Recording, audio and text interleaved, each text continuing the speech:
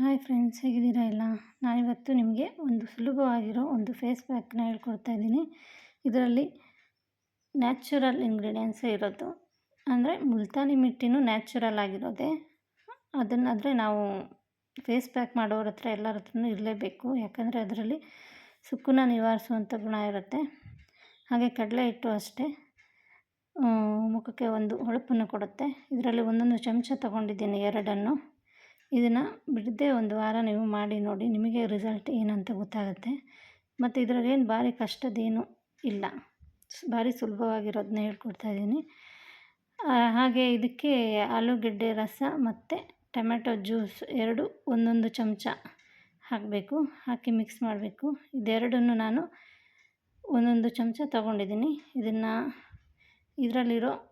Natural ಆಗಿರೋ ಮನೇಲಿ ಎಲ್ಲರ ಮನೆಯಲ್ಲೂ ಇರುತ್ತೆ.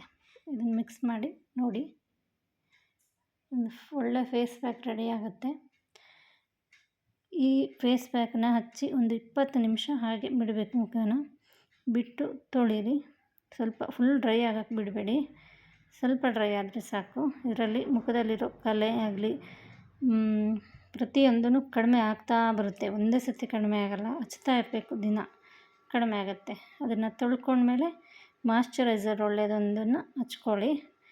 ಯಾಕಂದರೆ ಕೆಲವ್ರದ್ದು ಡ್ರೈ ಸ್ಕಿನ್ ಇರುತ್ತೆ, ಫುಲ್ ಡ್ರೈ ಆಗುವಂಥ ಚಾನ್ಸಸ್ ಇರುತ್ತೆ.